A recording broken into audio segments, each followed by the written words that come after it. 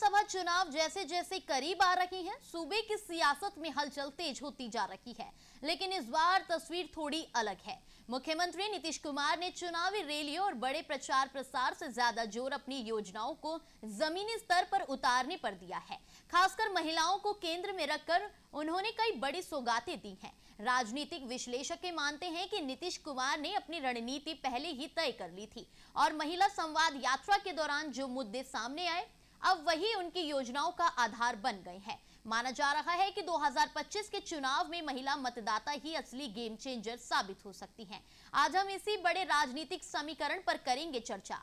आपको बता दें कि पिछले 2 महीनों में मुख्यमंत्री नीतीश कुमार ने 7 ऐसी बड़ी घोषणाएं की हैं जो महिलाओं को सीधे लाभ पहुंचाने वाली हैं। इन योजनाओं के जरिए रोजगार, आर्थिक सशक्तिकरण, सामाजिक सुरक्षा और स्वास्थ्य जैसे क्षेत्रों में महिलाओं को सशक्त करने की कोशिश की गई है। ये रणनीति आगामी चुनावों को ध्यान में रखकर बनाई गई है, जिसका लक्ष्य महिला वोट बैंक को साधना है। चलिए अब जानते हैं नीतीश की 7 बड़ी घोषणाएं क्या हैं।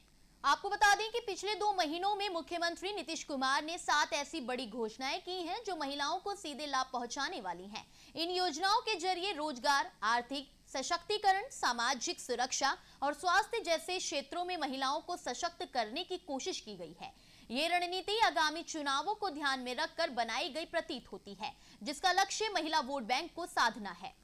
चलिए अब जानते हैं नीतीश की 7 बड़ी घोषणाएं क्या हैं। जीविका दीदियों को बड़ी राहत और प्रोत्साहन। नीतीश कुमार ने ग्रामीण महिलाओं को साधने के लिए बड़ा कदम उठाया है। इसके तहत 1.40 लाख जीविका कर्मियों का मानदेय दोगुना कर दिया गया है। साथ ही बैंक ऋण पर ब्याज दर को 10% से घटाकर 7% कर दिया है। ये फैसला ग्रामीण महिलाओं के बड़े समूह को लाभ पहुंचाने वाला है और इसे नीतीश कुमार का चुनावी मास्टर स्ट्रोक माना जा रहा है। मुख्यमंत्री कन्या विवाह मंडप योजना। आपको बता दें कि राज्य सरकार ने 8053 ग्राम पंचायतों में विवाह मंडप के निर्माण के लिए 50 लाख रुपए की स्वीकृति दी है। इन मंडपों के संचालन और देखरेख की जिम्मेदारी ग्रामीण महिलाओं को सौंपी जाएगी। इससे न केवल उनकी आर्थिक स्थिति मजबूत होगी, बल्कि नेतृत्व क्षमता और सामाजिक भागीदारी भी बढ़ेगी।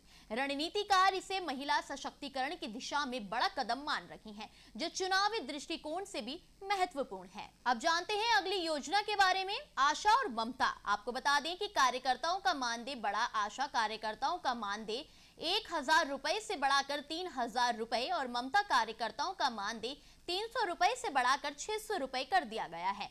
आशा फैसिलिटेटर के मानदेय में भी वृद्धि की गई है। इन फैसलों से करीब 1.20 लाख महिलाओं को सीधा लाभ मिलेगा। वर्तमान में बिहार में 91,094 आशा कार्यकर्ता, 4364 आशा फैसिलिटेटर और 4600 ममता कार्यकर्ता कार्यरत है। इसके अलावा 29,000 नई आशा कार्यकर्ताओं की भर्ती प्रक्रिया भी चल रही है।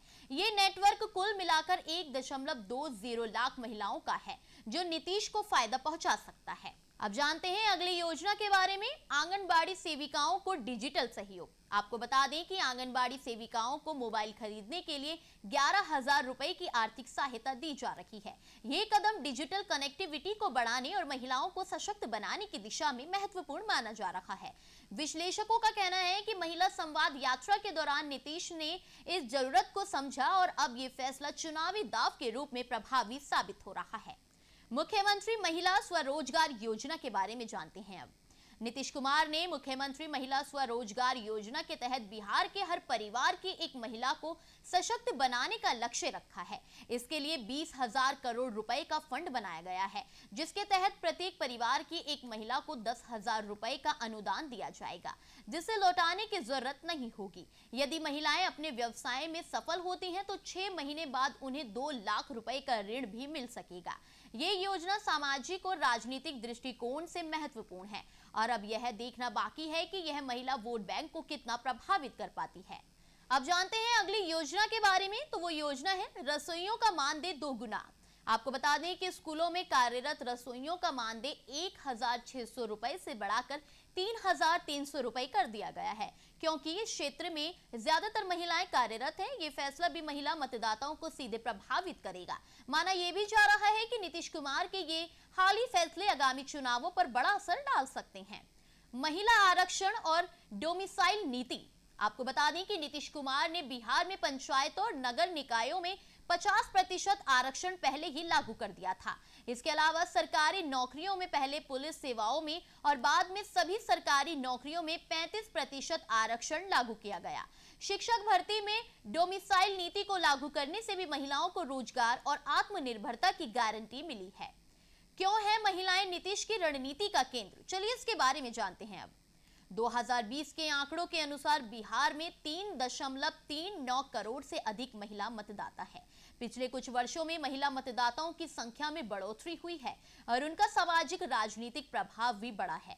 जीविका योजनाओं के जरिए महिलाएं परिवार में निर्णायक भूमिका निभा रही हैं। 2020 के चुनाव में पुरुषों की तुलना में 6% अधिक महिलाओं ने मतदान किया था। तब 54% पुरुषों के मुकाबले 60% महिलाओं ने वोट डाले थे। इस बार भी माना जा रहा है कि महिला मतदाता सरकार बनाने में निर्णायक भूमिका निभाएगी। यही वजह है कि नीतीश कुमार महिलाओं से जुड़ी योजनाओं पर खास फोकस कर रही हैं। अब ये देखना दिलचस्प होगा कि ये योजनाएं बिहार विधानसभा चुनाव 2025 में कितना असर डाल पाती हैं और क्या महिला मतदाता वाकई नीतीश कुमार के लिए गेम चेंजर साबित होंगी। तो फिलहाल बिहार की राजनीति में महिलाओं को लेकर नीतीश कुमार की सक्रियता ने नया समीकरण खड़ा कर दिया है। जाहिर है कि चुनावी तस्वीर अभी साफ नहीं है, लेकिन महिला मतदाता जिस तरह निर्णायक भूमिका निभा सकती हैं, उससे मुकाबला और भी दिलचस्प होने वाला है। अब देखना यह होगा कि नीतीश कुमार की योजनाएं चुनावी नतीजों में कितना असर दिखा पाती है।